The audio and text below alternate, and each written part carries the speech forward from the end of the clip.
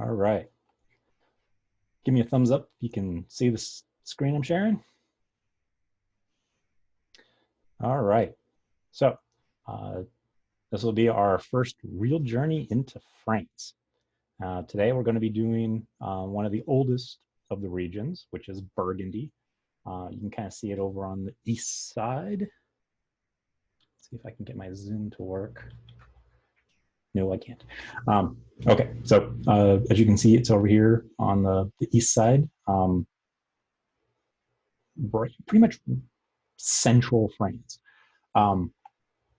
Now, they have something called an AOC, which is, and that's for all of France.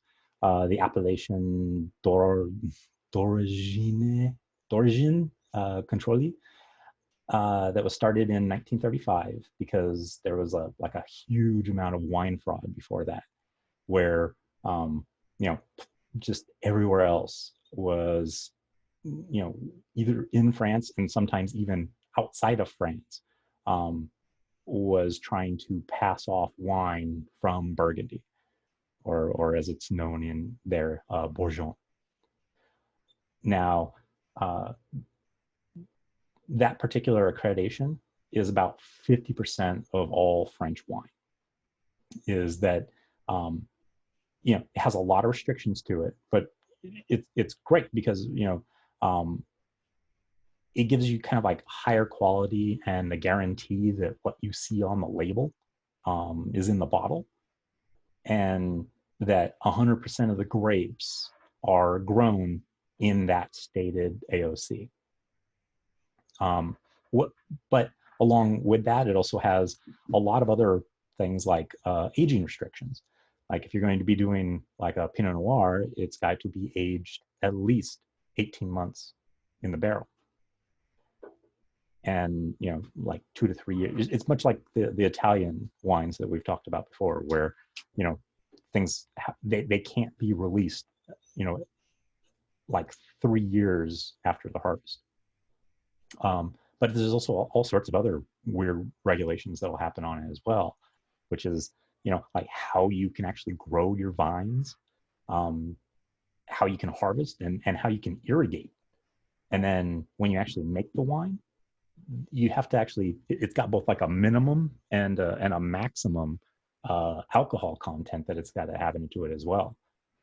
Which is why many now say that like the French style is pretty hamstrung, because there really isn't a lot of wiggle room for experimentation, like the Wild West that is California, or pretty much any of the New World. Now, again, like I said, the AOC, that strict thing, is about 50% of all the wine, or all the French wine production. 30% of it is this IGP, or the other word for it is vin de pays, or vin de pays. I'm still learning my French. And that's about 30% of the wine produced. It has a lot less restrictions to it. Allows for like hybrids, and only 85% of the grapes that are in that bottle have to be from the stated like regions grapes. And then the last 20% is Vin de France, and there it's pretty much that's like village wine, and not to mistake it with the village that we'll be talking about a little bit later, but it's pretty much like the kitchen sink of wine, where whatever grapes that they want to press down and ferment into something, that's what this is, just wine of France. So from there, and as the topic of today is Burgundy, or Bourgogne. So a little bit of history on Burgundy. So it was, for the most part, run by like the Benedictine and Cistercian monasteries, all throughout the Middle Ages.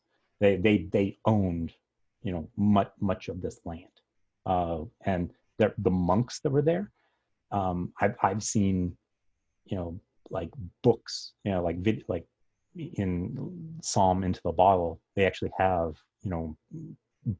books from like the 14th century, of like them, selling this wine or, making it. But there's actually a lot older. They've got records going back to like the 11th century, where these monks were studying the vineyards and identifying superior plots. And that was great right up to about the 1800s, when Napoleon came kind of marching through, and he just took everything. He said, "This is no longer yours," and he broke it up, like all of these monk, or church owned, and also some nobility owned vineyards, and started selling it to a bunch of new owners. And then on top of that, he instituted this like system of inheritance that would split. So whatever land that you had, whoever had bought, when you died, all of your sons would split the land. So if you had 5 sons with, 50 acres, all of a sudden now this is split into 10 different, plots.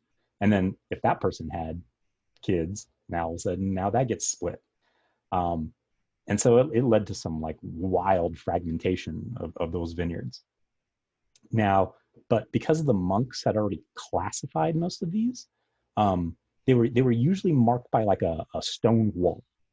So, I didn't have any pictures, but you can see these like, just think of like a 2 or 3 foot, wall just made of like rocks with a little bit of cement. And these were called clos.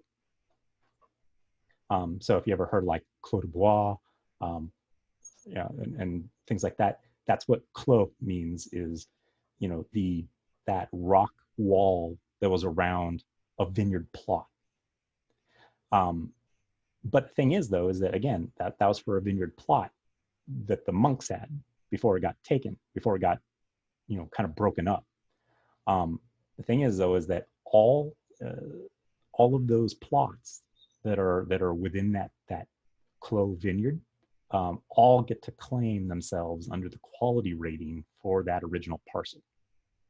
So, like one of the most famous ones that's in Burgundy is it's called Grand Cru Clos de Vougeot, yeah, let's go with Vougeot, which is a super highly rated area, again, because it's Grand Cru, which is about 125 acres, which, like in California, that's one owner, and that's a small amount of vineyard.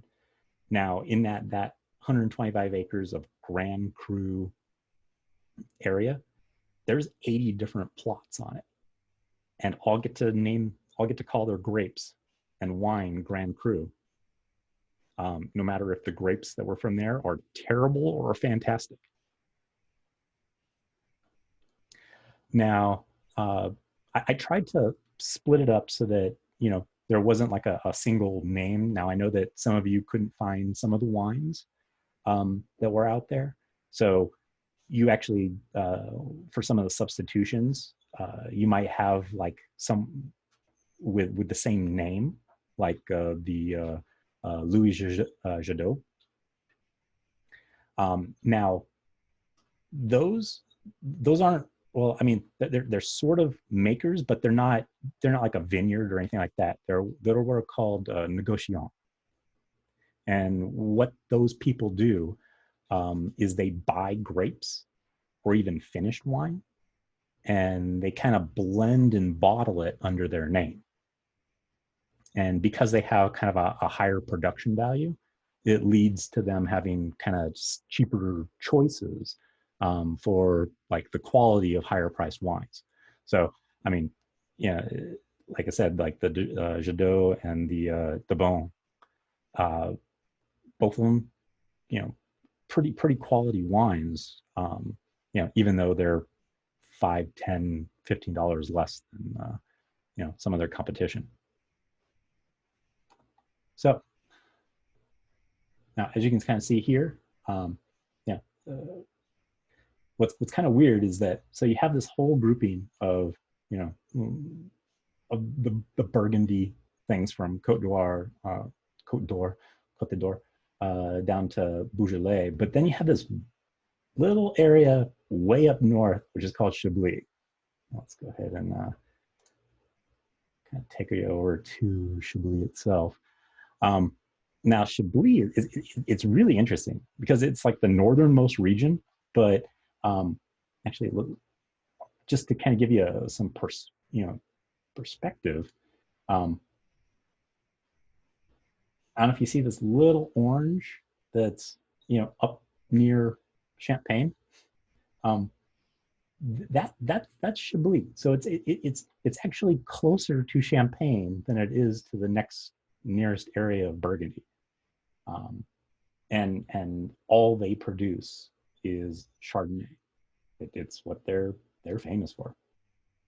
And now the reason why it's kind of famous, and it's also why a lot of Champagne, the wine from Champagne, kind of has that same quality, is that the soil here is very particular. It's this stuff called Camembert clay, which is like old fossil marine clay from like the Jurassic, which is like one step removed from it being limestone, and then on top of that there's more limestone in that layer as well. Now take note of that particular kind of blend of soil, because they impart a very distinct set of flavors to the wine that not sure if you're already tasting it or not. And also, like this one, and anything that's probably below the Grand Cru will never use oak, but some of the top tier will, which in some ways I don't understand why they would want to adulterate better grapes than than some of the lesser ones. But I really appreciate Chablis. It's what kind of brought me back to white wine, mostly because, again, that Camembert clay imparts like almost like a minerality to the wine, and you'll kind of taste it, where it almost kind of tastes like a boozy Perrier. So we'll move down to the, I'm kind of doing these in the order, not in the order of like north to south. I'll be going through each of the areas according to what we'll be drinking. So the next one, even though it's a little bit farther south, is Maconnais. And there really isn't a lot to say about it. It's kind of like one of the lesser I want to say known areas, but they're not as special because they really don't have any Grand or Premier Cru that are produced. But much like Chablis, all that's really produced here is Chardonnay as well. But the one that we're having today, which is the Pouilly Fuisse, it's generally more expensive than the whole rest of the region. Yeah, everything from just the Maconnais will be a lot cheaper, but I don't think it tastes nearly as good.